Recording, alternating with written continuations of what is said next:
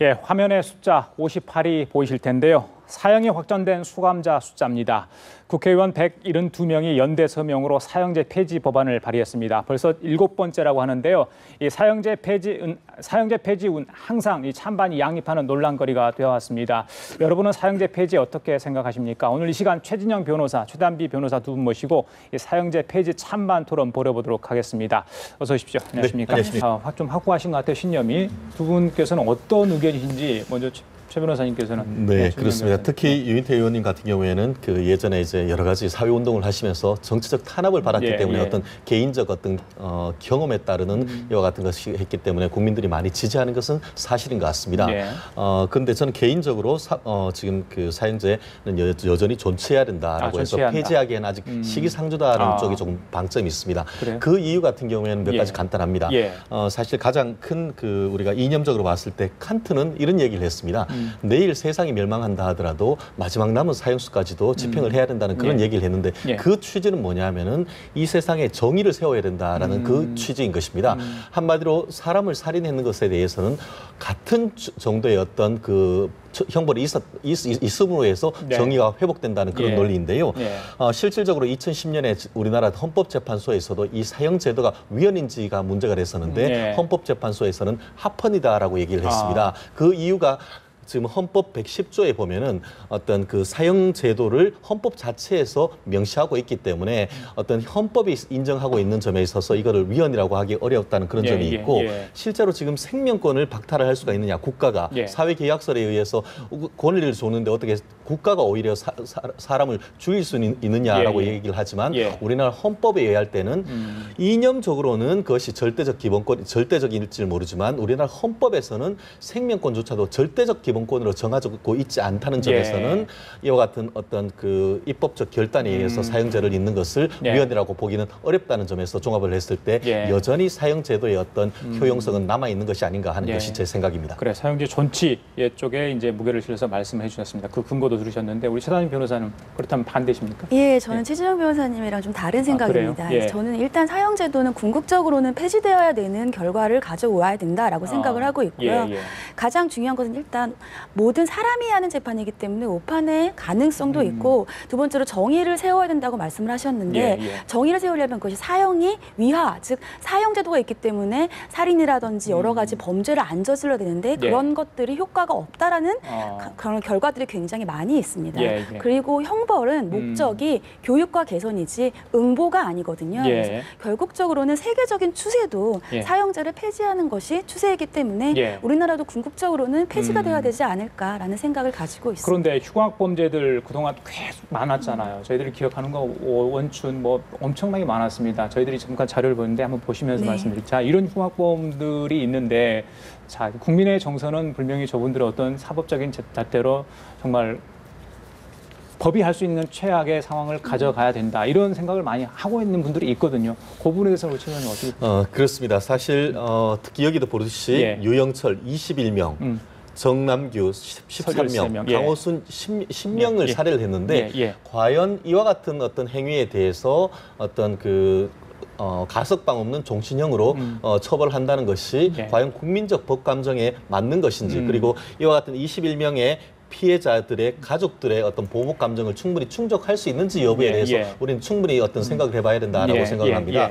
좀 전에 그 유인태 의원님께서 그 캐나다 같은 경우에는 범죄를 지금 사형을 폐지한 이후에 오히려 중범죄가 44% 정도 줄어들었다라고 하는데 그거에 대해서는 사형을 폐지했기 때문에 줄어든다기보다는 오히려 그 사이에 어떤 치안이 좋아지고 사회 경제적 여건이 좋아졌기 때문에 이와 같은 중범죄가 줄었다라고 해석할 여지도 상당히 있기 때문에 우리나라에서는 말씀 그대로 어떤 우리 형벌의 가장 근본은 물론 그 교화라고 하지만 그 중에 오히려 그 밑바닥은 어떤 위화 내지는 그거에 대한 응보일 수밖에 없다는 점에서 이와 같은 사람들을 그대로 어떤 그대로 살려둔다는 것에 대해서 과연 국민들이 받아들일 수 있는지에 대해서는 저는 강한 의문을 표시하지 않을 수 없습니다. 자, 그렇다면 사형제 폐지를 주장하시는 최단비 변호사님께서는 이분들을 어떻게 보십니까? 지금 그게 수감 중입니다. 지금 참 잠시 전에 저희들이 58이라는 숫자를 보여줬는데 21명을 살해하고 예. 13명을 살해하고 10명을 살해하고 당연히 법감정이 그렇게 될 수밖에 없다는 건 저도 동의합니다. 저도 사람의 개인으로 봤을 때에는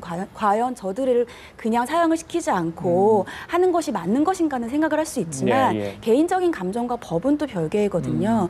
법은 보복을 위해서 존재하는 것이 아니기 때문에 그럼 다른 것들을 생각을 해봐야 되는데 두 번째로 그렇다면 아까 그러니까 위하 같은 경우에는 과연 그러면 사형을 했을 때는 사람들이 범죄자들이 사형제도가 있기 때문에 내가 무서워서 그런 나쁜 범죄를 저지르지 않을 것인가, 과연 연쇄 범죄를 저지르지 않을 것인가에 대해서 아까 최지정 변호사님은 캐나다가 오히려 치안이 좋아졌기 때문일 수가 있지 않느냐라고 말씀하셨지만 저는 우리나라의 예를 들자면 우리나라는 1997년에 마지막으로 사형이 집행됐습니다. 근데 마지막으로 사형이 집행됐으면 그 위하 효과가 있었다면 그 이후에는 범죄가 줄어들었어야 되는데 오히려 검찰에서의 범죄 건수는 더 증가했고요.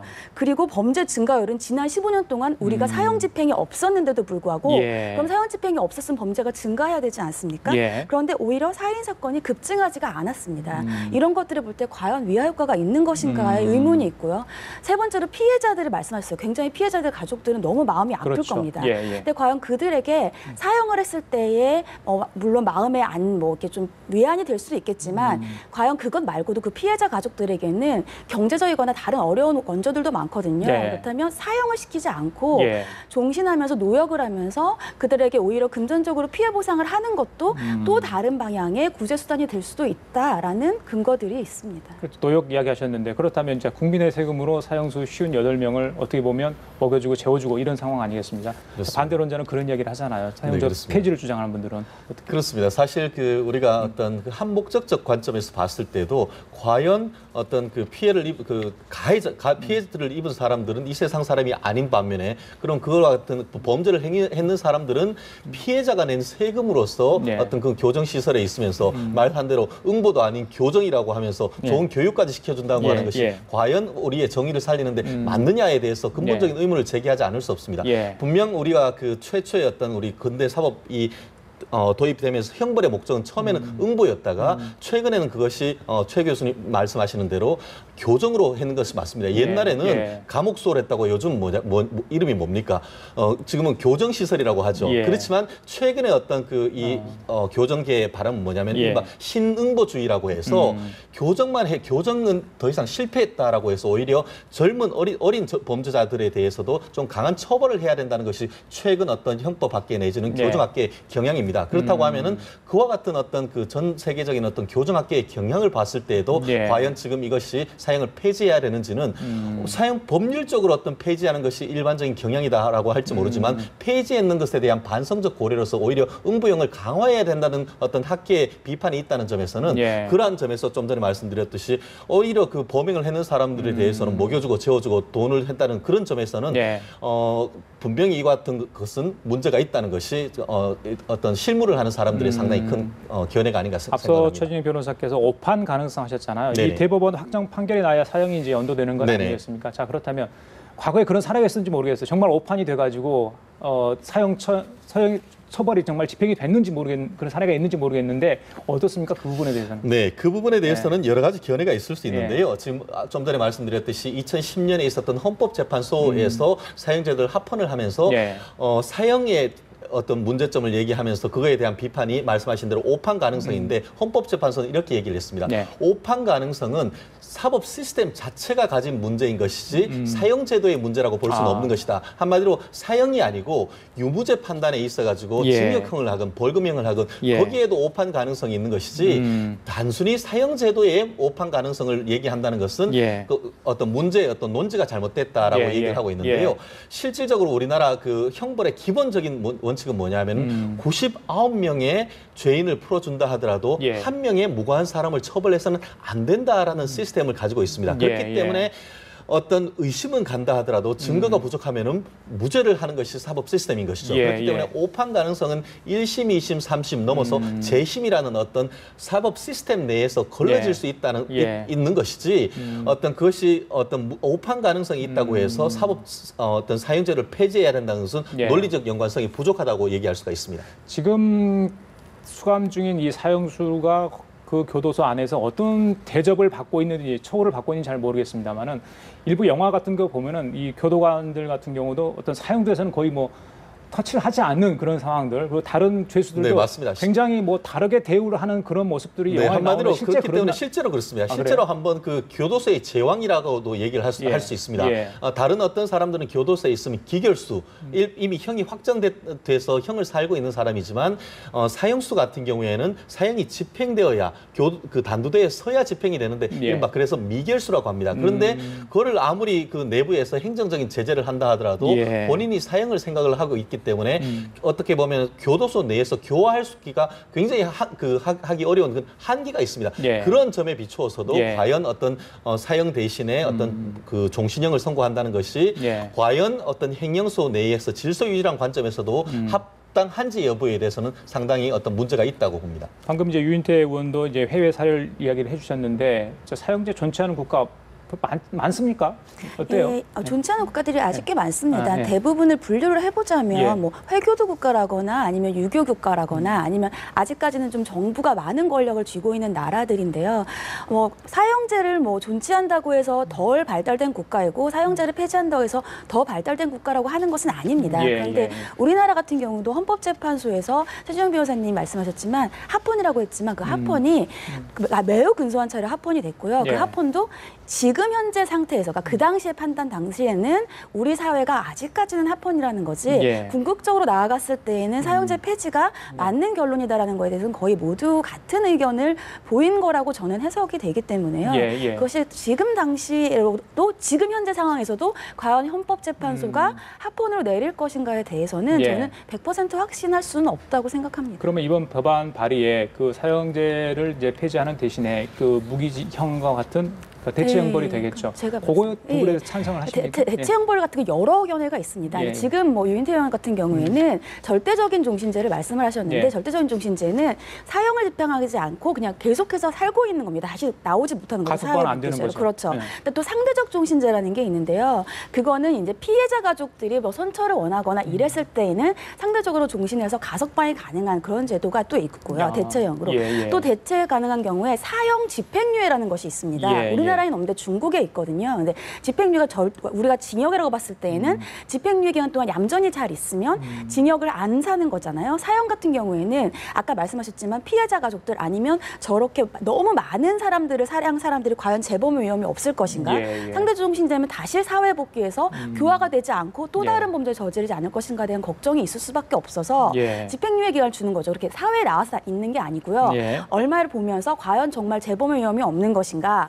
아니면 피해자에게 진실하게 반성을 하는 것인가를 보고 사형을 집행할지 여부를 결정하는 그런 제도들도 있습니다. 수산 변호사님, 지난달에요 일본에서 이 딸을 살해한 흉악범에 대해서 어머니가 강력하게 사형을 호소를 해서 33만 명의 서명을 받아서 사형이 집행됐다고 합니다. 자, 이걸 흉악범이라고 그러니까 연쇄살인범은 아닐 수도 있습니다. 일단은 근데 일단 딸을 살해한 범인입니다. 근데 사형이 집행됐어요.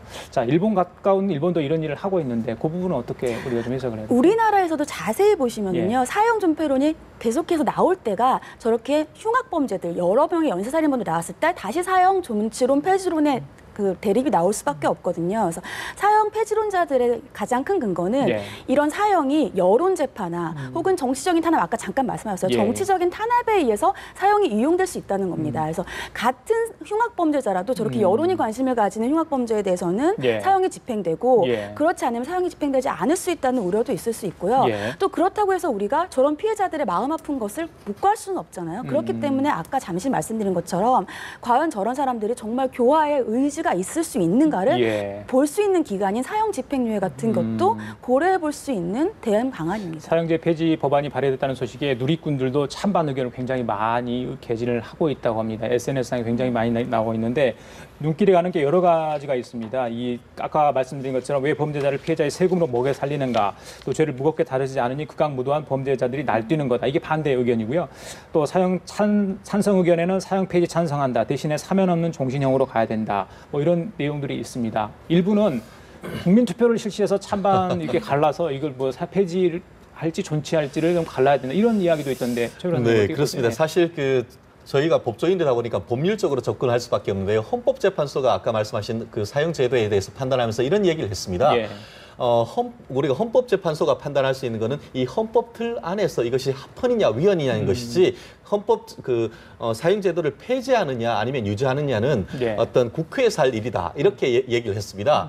그러면서도 이제 최 교수님이 정확하게 지적했는 것처럼 사형이 합헌이라는 것이 5분이었고 사형이 위헌이라는 것이 4분이었습니다. 마치 지난번에 우리가 간통죄가 위헌이라는 것이 거의 5번을 거쳐서 6번째 위헌이 됐듯이 이와 같은 법 감정이 예. 과 어떤 국민들이 어떤 전체적인 흐름이 있기 때문에 예. 앞으로 이와 같은 것이 어떻게 갈지는 좀 지켜봐야 되는데 예. 적어도 제 개인적인 생각은 제가 대한변협의 대변인을 하면서 이와 같은 거에 대해서 의견을 제가 냈던 적이 있었는데요. 예. 그 당시 같은 경우에 대한변협 같은 경우에는 아직 사형 제도를 폐지하기에는 시기상조이다. 그래서 국민의 법 감정과 사회 여건상 폐지할 경우에 혼란이 예견되기 때문에 어떤 이와 같은 공론화를 거쳐서 결론을 내야 된다라고 했는데 저 또한 여전히 그와 같은 의견인데요.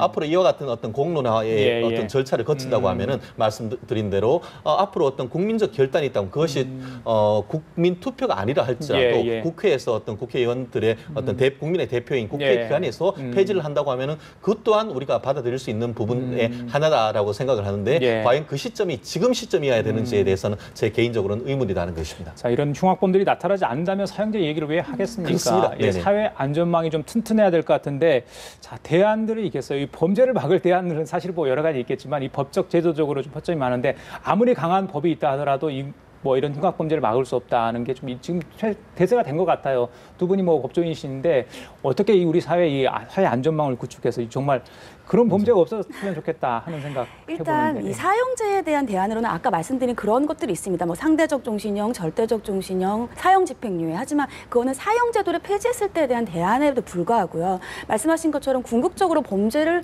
줄이는 데 대한 대안은 정말 이렇게 얘기하면 저 대안밖에 없을까라고 말할 수 없는 지금 지적하신 사회 안전망 확보밖에 없습니다. 사회 안전망이 점점 없어지다 보니까 예전에는 가족 구성원이 있었고 서로 의지할 사람이 있었는데 그런 것들이 없고 개인주의적으로 빠지다 보니까 점점 사람들이 더 그런 형벌이나 범죄에 대해서 이렇게 무뎌질 수밖에 없는데요. 그렇기 때문에 이제 외국 같은 경우에는 보통은 이렇게 좀 지역이라고 하죠. 사회 지자체 같은 데에서 계속해서 어렸을 때부터 교육을 시키거나 서로 이렇게 도와주면서 정서적인 교감을 하거나 이런 것들을 하면서 사회 안전망을 조금 더 정서적으로라도 교류하는 이런 것들이 있을 수가 있는데 과연 그렇게 한다고 해서 범죄가 줄어들 수 있을까? 그렇다면 범죄 없는 국가들이 있어야 되는데 그건 없지 않습니까? 그래서 그렇다면 서로를 더 관심을 가지는 수밖에 없지 않나 싶습니다. 그렇기 때문에 사형제도가 필요하다라는 것이 제 개인적인 의견입니다. 어떤 시스템 하에서도 어떤 살인죄라든가 굉장히 중범죄는 없어질 수가 없는 것입니다. 그렇기 때문에 오판 가능성을 어떤 최소화할 수 있는 어떤 사법 시스템을 만들어가는 점이 한 가지가 될 것이고 그 전에 범죄를 줄이기 위한 어떤 치안 강화 같은 것들이 필요한 것인데요.